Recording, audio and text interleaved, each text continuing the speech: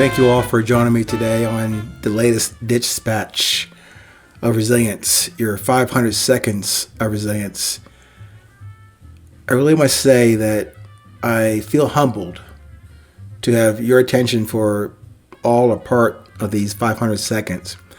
And humbled because I'm recording this latest episode for you to digest or take in, hopefully for nutritional value. But also, I never know if it reaches you or if it touches you. That's the humbling part, that I'm doing this not to find out if I reach you or if we get to actually meet one day.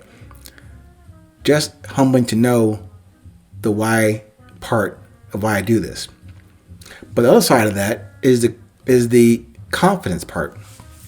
I do it, yes, not to imbue you with or to share with you or give you confidence.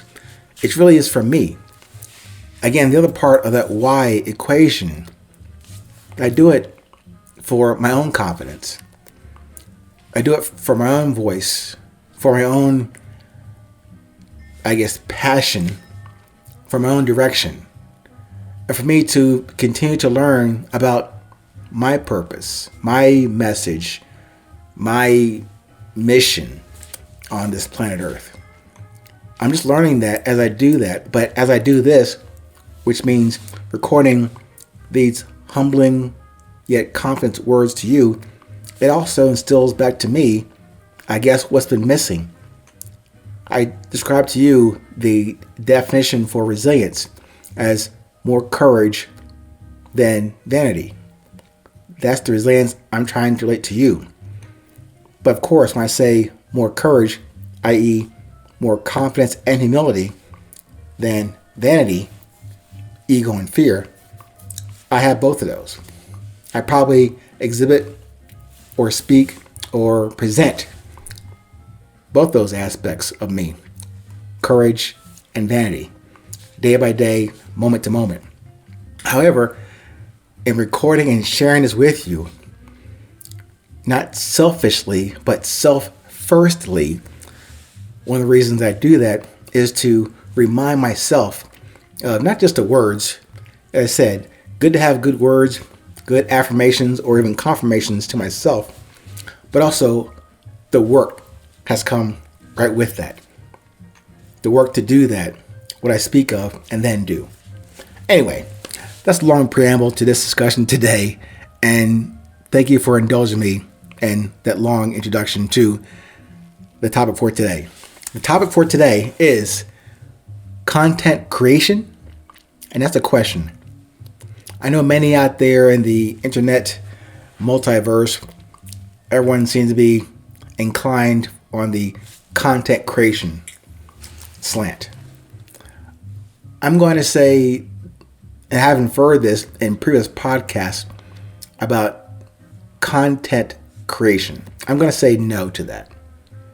To me, anything that has the word creative, creation, anything that has it in that topic, I'm going to say that job has been taken. For example, did you create your own presence? Did I create this presence that's talking to you now? Did you create you? Did I create me? No. As I mentioned before, and forgive me for restating and re-emphasizing this, you can only take what you already have. I can only take what I already have before me and in front of me.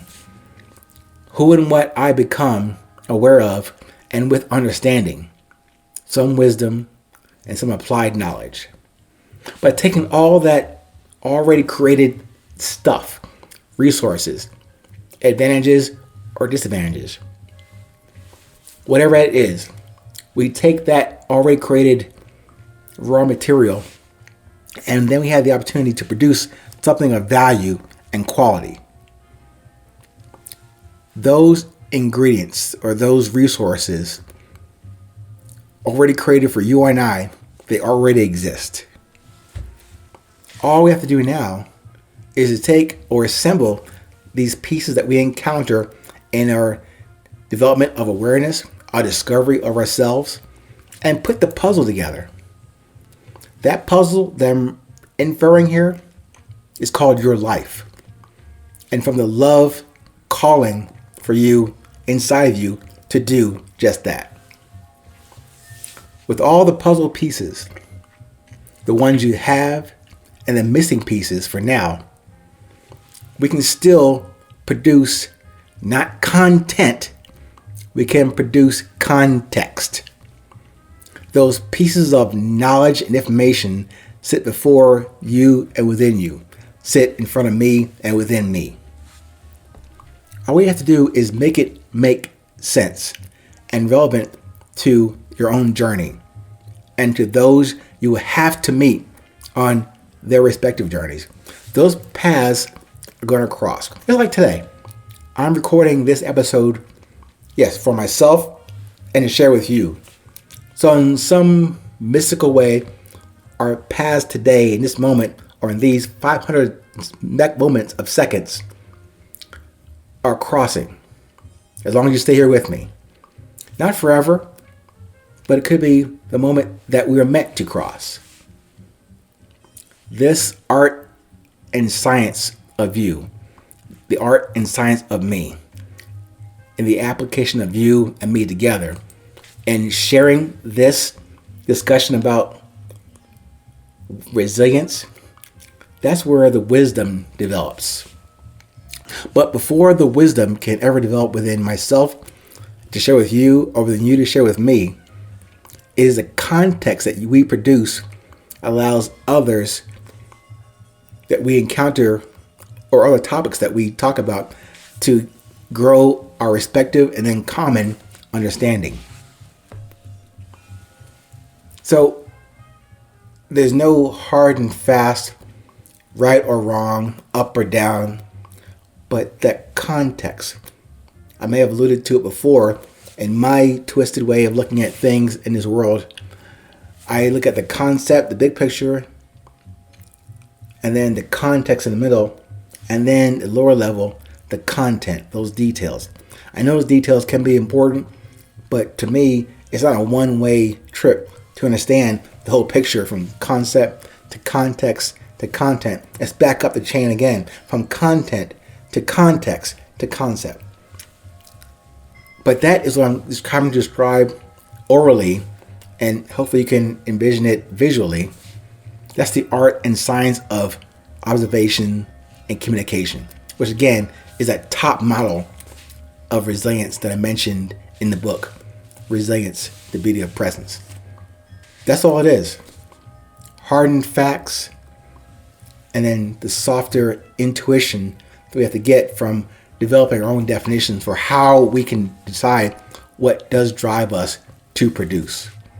Those are the actions of your resilience. So, do you feel the love? No, not from me, from and within you. Thanks once again for joining me on this journey today. Please stay current, stay present, and do remember that it's always 8:20.